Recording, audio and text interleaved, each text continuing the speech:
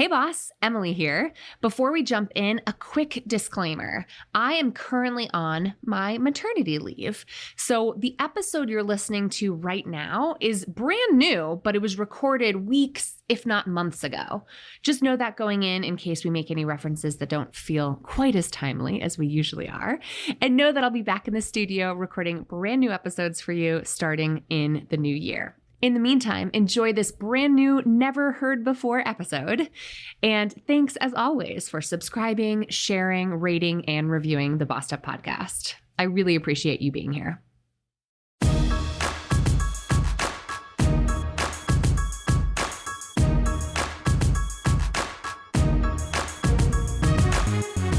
Hey, and welcome to the Bossed Up Podcast, episode 487. I'm your host, Emily Aries, the founder and CEO of Bossed Up. And first of all, Happy New Year. We are on the precipice of a whole new era. And in that spirit, I'm going to whisper a little bit today because it's very late as I record this right now.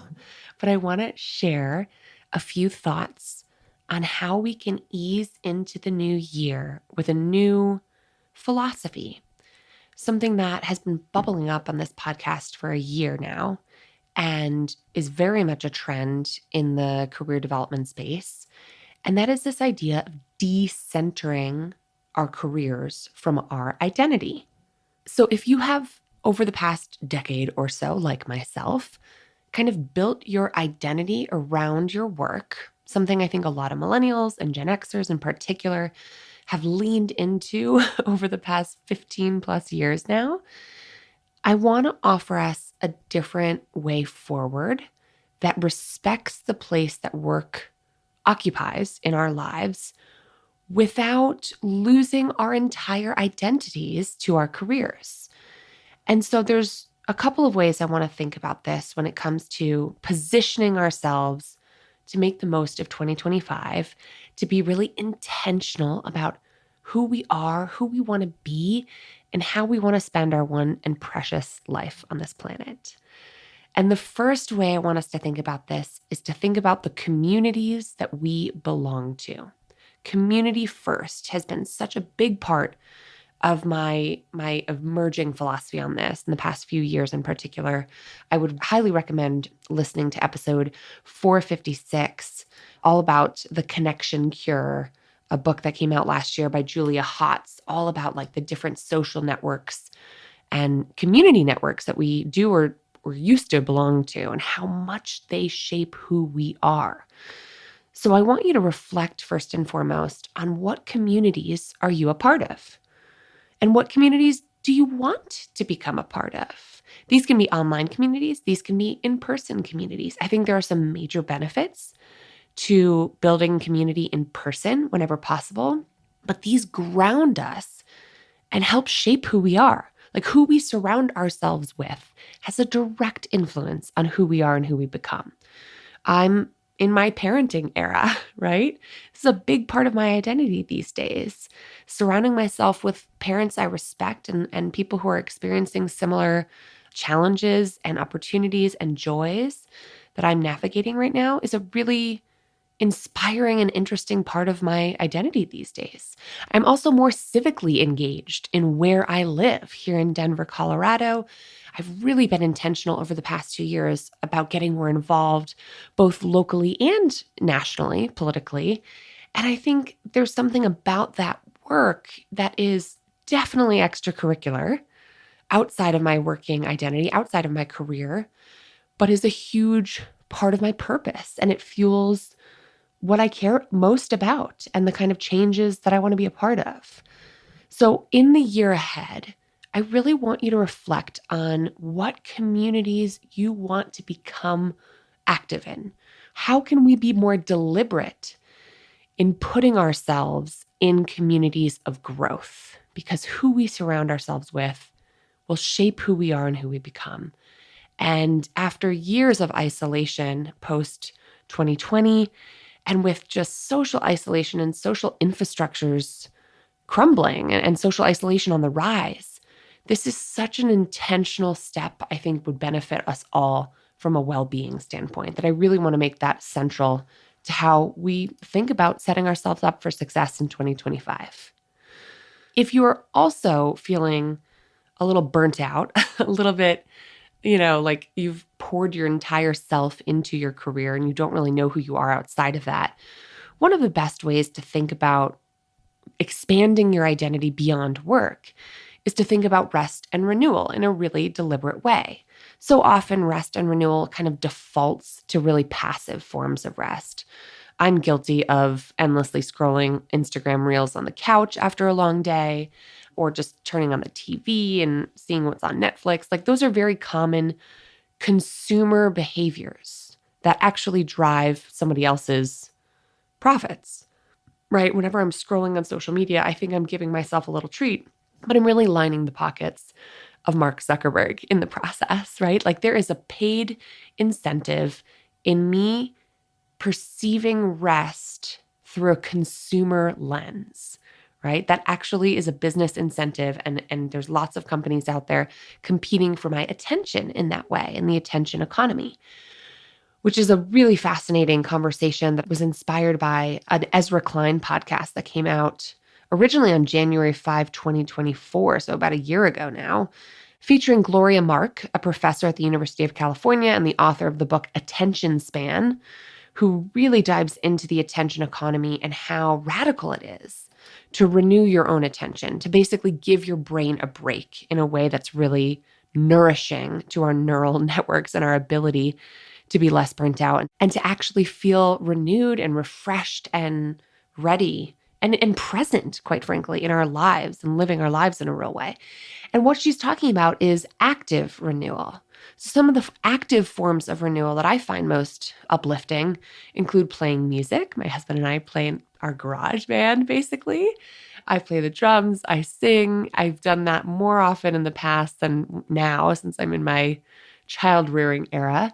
But music, whether I'm at a concert in a live music venue or making music in formal ways or informal ways, that's a really active form of renewal. It's fundamentally different than what I do for work, and it's engaging and it forces mindful presence.